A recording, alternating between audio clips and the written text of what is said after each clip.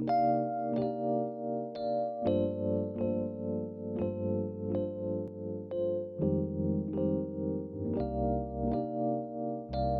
Alaska Teen Media Institute, this is Podcast in Place, Youth Stories from Quarantine, a series about youth in Alaska during the COVID-19 pandemic. We're bringing you stories, interviews, and audio diaries from teenagers and young adults stuck at home without anything else to do.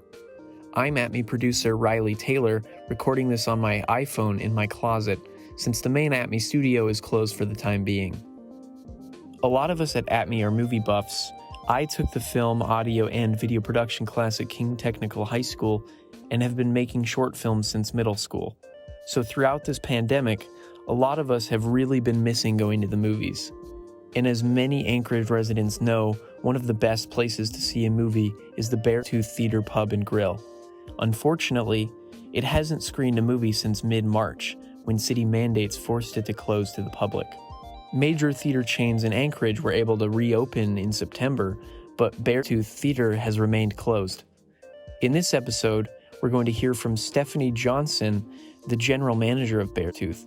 ATMI producer and fellow aspiring filmmaker Devin Shreckengost spoke with her about having to close the theater, the possibilities for reopening it, how the pandemic might change the movie theater and restaurant industries, and what the movie-going experience means to her and her customers. They spoke over Zoom on October 2nd, 2020.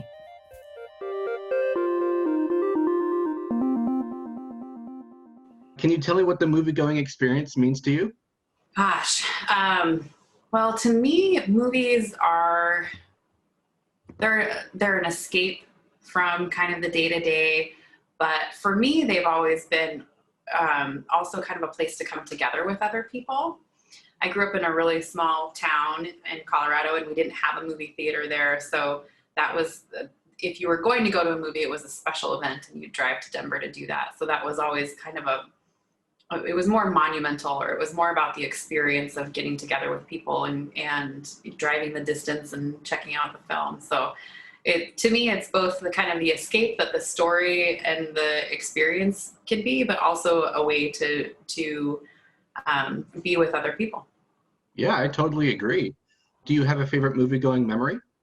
I remember when I was really little, and I should probably at some point check the movie release to figure out how old I was, but my mom and my sister and I went to see the Care Bears movie, and it was cartoon, and I remember that the movie itself it was such a dreamscape.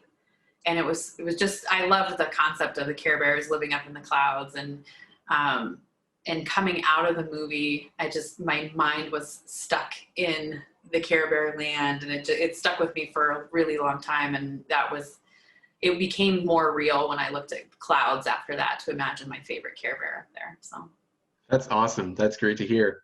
So Bear Tooth commonly plays mainstream movies, of course, but they also like to go off and do like art house movies or indie movies and things like of that sort. Can you talk about how your showings are programmed?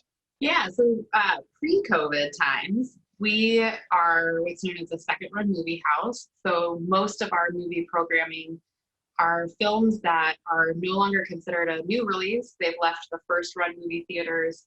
And back in the old days, it was in between the new release and when films would go to DVD. And of course, in the last 5 to 10 years, that's changed pretty drastically with video on demand.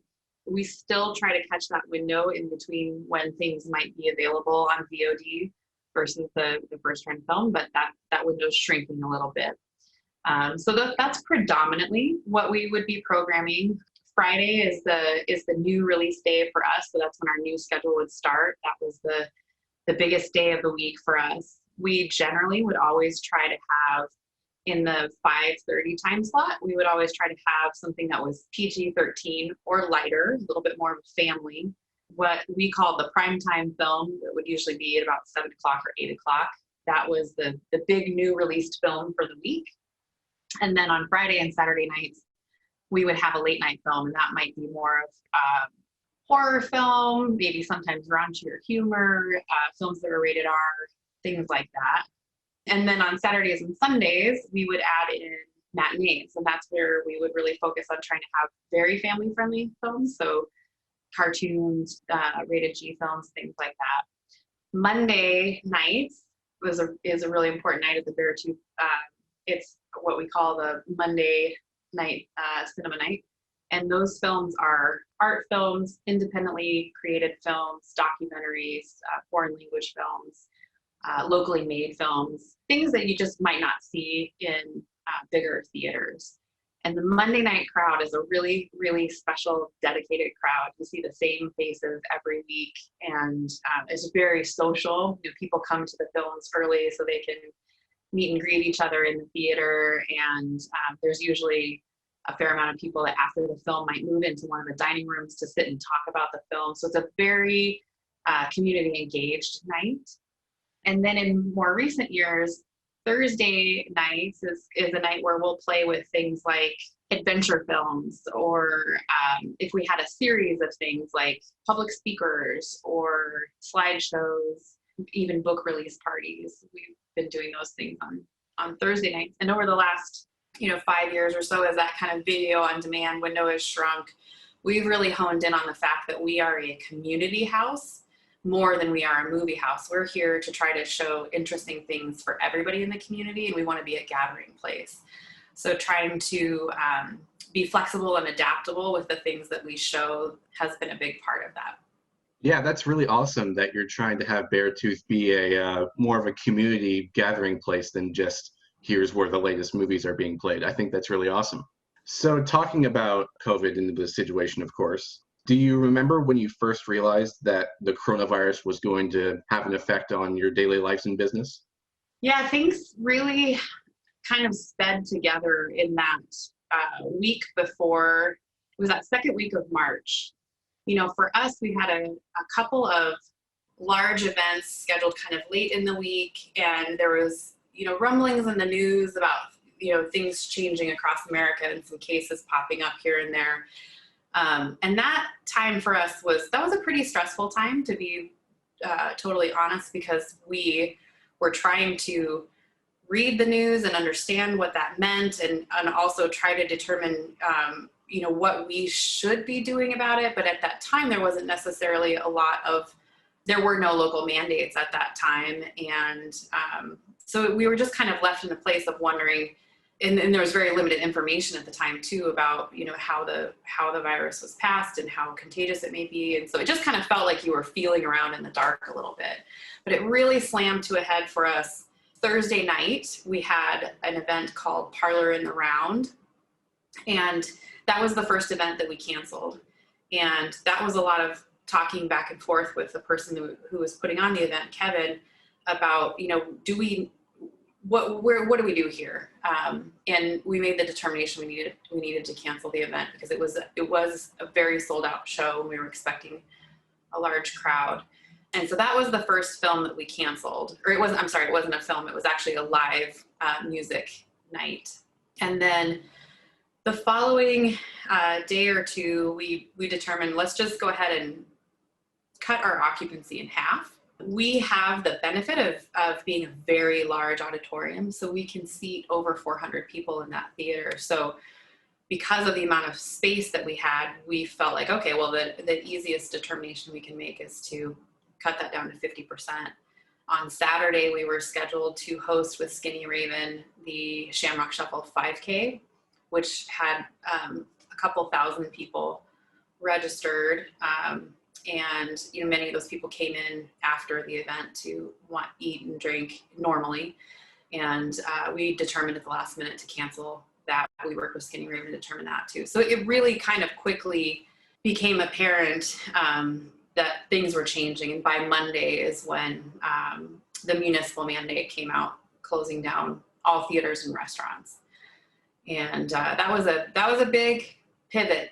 And it was definitely, when I think back on it, it was a scary time. I've never been through anything like that, trying to figure out what does this mean for not only our business, but our employees, and more questions than answers. But got through that time period. And I would say in the last, 4 months or so, one of the biggest challenges about COVID and not only the theater, but also having a restaurant is trying to adapt to how much things are changing. And there's been several different changes to mandates that have meant that we have to change the way we're operating. That has been a pretty fully engrossing experience. And so when the mandate changed to allow for theaters to reopen, we determined at that time that we weren't ready to do it because whatever we're doing here, we want to try to do it well. And it's almost like an entirely new business has had to spring up from all of these changes. And so our most recent change actually has been as outdoor dining has become no more possible due to weather, we have taken the first 3 rows of the theater out and put in tables to create a dining space in there. So that's our most recent pivot, but our goal is to be able to start having films soon. We're trying to figure out what that looks like for us because we're not just a movie theater, we're also a dinner theater spot. So how do we move crowds through that space without having them group up? How do we serve what might be a larger group of people than we have served so far since COVID began and do it in a safe space? It seems to us that we will likely be doing both, using the theater as a dining room some days or nights, and then also trying to show films on some other days or nights. So we're trying to figure out what that looks like. Are there any other notable adjustments that you've had to do to keep things going? Yeah, we've made a big shift to try to make the takeout experience as efficient as possible. That definitely seems to be where the largest amount of customers are most comfortable. But even that process, because it doesn't involve people coming into the building the way they used to, has been a pretty big change. So that has been a pretty big area of focus for us. It's completely changed, whereas it used to be a pretty small percentage of our business. Right now, takeout is the largest portion of our business. I always say we have pre-COVID that we have 3 dining rooms under one roof. We have 2 separate restaurants, the grill, and then the theater pub. And the theater pub has the cafe and also the auditorium where you can dine. And right now, because we only are really operating as one dining room in the grill and in the theater, we're offering both menus in those places. Whereas before you got the theater menu on the theater side and the grill menu on the grill side. So it may seem like a small change on the outside, but for the staff that works there, that now means that they need to know twice as much information and to be able to answer questions about and be knowledgeable about twice as much food. And we have pretty big menus on both sides. So it's been quite an adjustment. And then I would also just say that because we kind of are keeping customers in kind of one area of the building, we walk a ton. Just things are so spread out. And so physically it's been an adjustment for all of us. If you work in a restaurant, it's, you walk a lot, but it has been a significant change in the amount of movement for us as a staff. So I guess we're all getting healthier on the upside. I mean, hey, there's an improvement, steps in. Exactly. So going a little bit more into your involvement into the business, how has your job changed since the theater had to close? Ooh, some days it feels like a totally different job. It doesn't feel at all like the job I used to have. And then other days it's very familiar.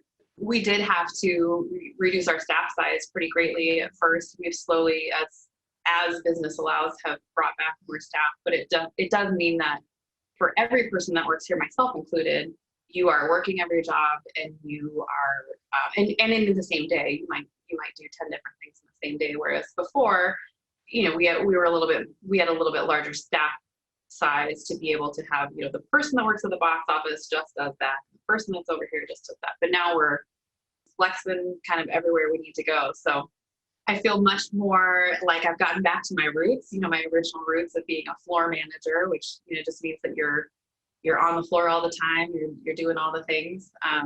Whereas in the last couple of years, maybe, I had a little bit more time to, do the administrative side of things. That's definitely been a little bit of a challenge to try to balance out getting all of the tasks that need to be done with a much smaller staff size to do it. Moving into a different subject, can you talk about the virtual screenings that you've hosted? Yeah, so the movie industry, they're trying to adapt as well. And so we were made aware of this opportunity to host these virtual screenings throughout the summer. And of course, the summer is a tricky time to have a theater in Alaska, even in non-COVID times. We Alaskans are very dedicated to our outdoor time. So actually for the theater itself, traditionally, May, June, July, and the first half of August are the slowest times of the year. Because we're all exploring and doing our fun things. So we started offering those virtual screenings this summer. And that's definitely a little bit of a challenge to get people to bite on, both in part because it was summer, but also, a big part, I think, of going to the movies is seeing the trailers and getting excited about the movies that are coming up. And so many of us are not watching cable television anymore. We're watching things on Netflix and Hulu. And so unless you are actively seeking out, like Apple trailers or you're following the movie industry, you might not be as exposed to up and coming films. And the trailer pack at the beginning of the film in-house was a big part of how we let people know about what was coming up. Additionally, over the years, we've added in a lot of posters and signage all around the building so that when you're in for dinner, you might get excited about the film that's coming up in another week. So without really the same ability to reach people, we definitely did not see as much traffic and traction on those films as we would have liked to. But they are, it's a great effort by the movie industry to just see what we can do. And we're going to keep doing them where we can. But my sense is that, especially because of what I think the Bear Tooth represents, or what I hope it represents to the community, certainly what it represents to me, a big part of going to the movies is just being here. And it might not feel the same to do that virtually. For sure. And I can personally attest to what you're saying about how unless you're seeking it out or unless you're following the industry, you're not going to be seeing that many new releases unless they just come through your feed or something like that. Because I feel like I've been out of date on a lot of new movies that have been coming out just because I haven't been in a theater for 6 months. Yes, absolutely. But I bet what's coming up on Hulu. Yeah, no, for sure. With Netflix and Hulu, it's just oh yeah, that's dropping in a couple of weeks. No, definitely, I can attest to that. Yeah, and I do think that is something that the movie industry in general, it is something that we need to adapt to and address. Cable television was a huge part of movie advertising.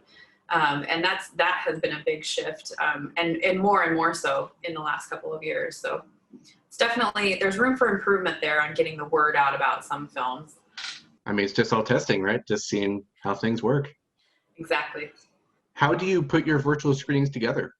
So we have a film programmer. His name is Rolando Guzman, and he is awesome. He is so great. He did not actually come to film programming from a background in film, but he is one of the most passionate film lovers I've ever met. So he's got his finger on the pulse all the time. He's the guy that's going to be at Century 16 at 12:01 a.m. when the new film drops, and he will explore and check out every film that he possibly can. So he's been our film programmer for a number of years now, and part of being a film programmer is just developing relationships with the different film distribution companies. And over time, from that relationship, they kind of learn what works at your theater, and you kind of learn how to ask for what you think will work here. So those virtual screenings, they came from that same relationship. The film distribution companies were working on and trying to figure out how to keep things flowing and going during this time period. And so that relationship with them is really how we've been made aware of those films. And a lot of the film industry now, it's so different than, 5 years ago, 10 years ago, 20 years ago. When we're checking out a film, even in pre-COVID times, everything is done digitally. So we're being sent, film screeners or trailers, password protected through Vimeo or other different online options. So much of the process for checking out a film and deciding if we would want to show it, and then even really the booking process for it is pretty similar. The biggest difference is after you've booked that film, rather than receiving hard drive in the mail. You're just receiving a link and plugging it into your website. About COVID's impacts on the movie theater going experience, do you foresee this having any long-term effects? And do you think this will ever go back to normal or anything close to normal?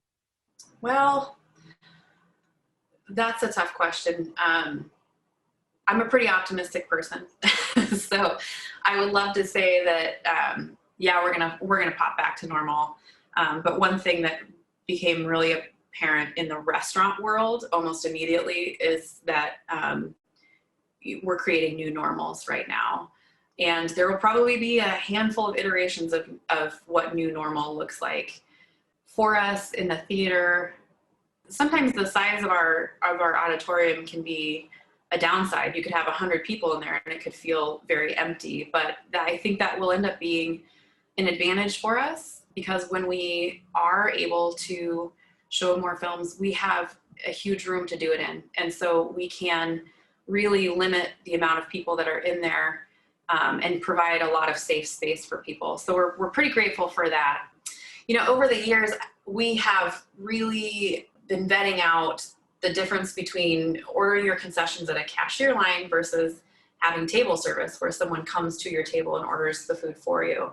And our point of sale system is much more technologically advanced now than it was a number of years ago, and we do have mini iPads and things like that. So the one thing that I never expected to happen was that some of the things that we had been talking about and wanting to achieve pre-COVID all of a sudden became very possible in the COVID world, because not only is there just less going on, you know, for a while it was takeout only, so there are no customers in the building, but also you have to bring in new forms of technology to try to get the job done. And so that's really been a good muscle that we've been able to flex over the last 4 to 6 months.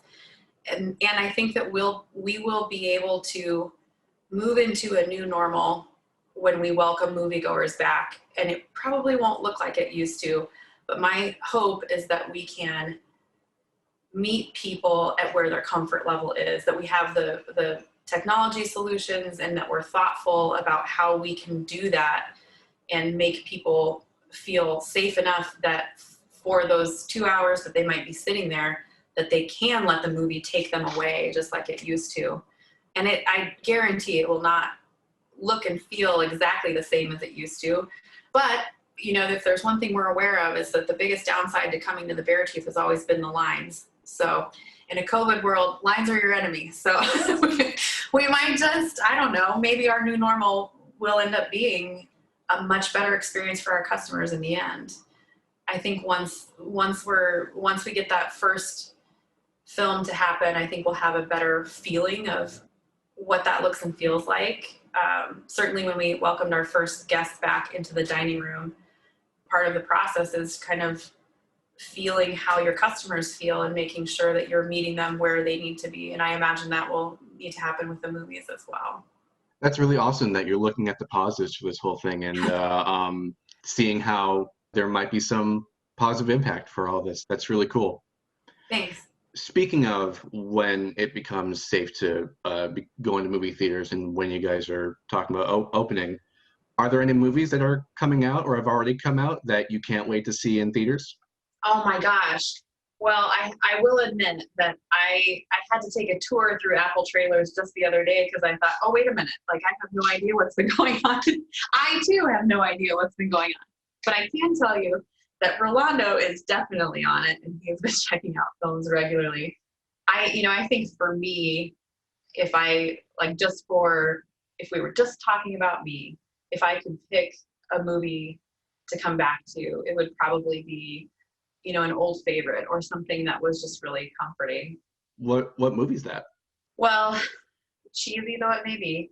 Actually, I'm not going to say it's cheesy. It's not cheesy at all. It's my favorite movie. I absolutely love White Christmas, the old MGM film. I love it. I had it as a kid. Oh my gosh, I just love it. Another one for me that is just will always have my heart is the original Jurassic Park.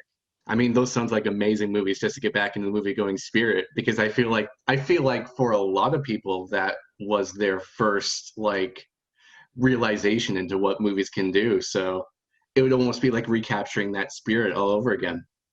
Absolutely. Yeah, maybe we should give the Care Bears another go around while we're at it. Hey, there you go. There you go. Is there anything else you'd like to add before we end?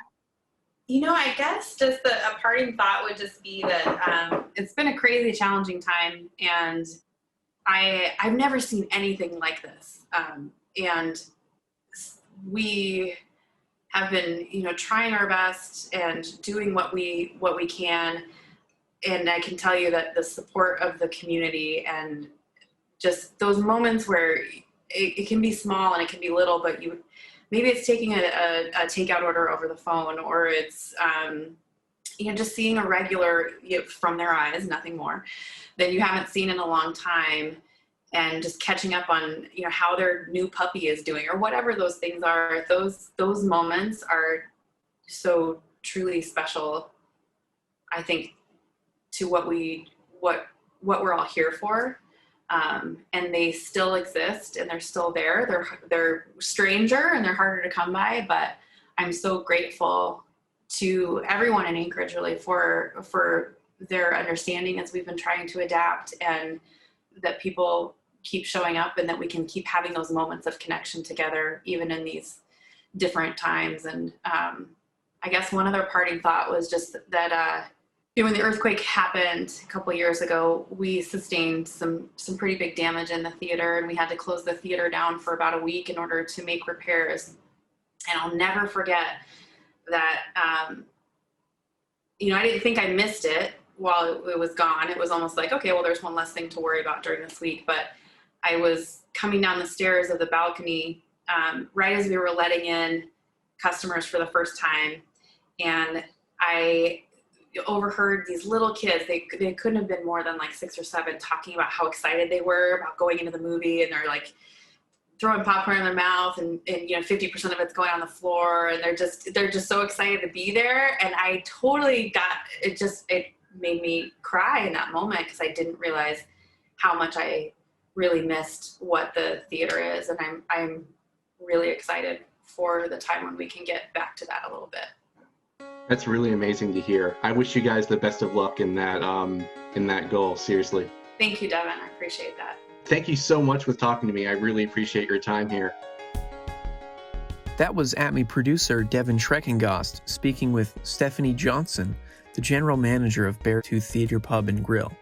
You've been listening to Podcast in Place, Youth Stories from Quarantine from Alaska Teen Media Institute.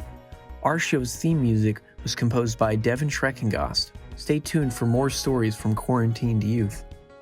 You can find these stories at alaskateenmedia.org, where we have included resources for youth during quarantine as part of a partnership with the State of Alaska Division of Behavioral Health.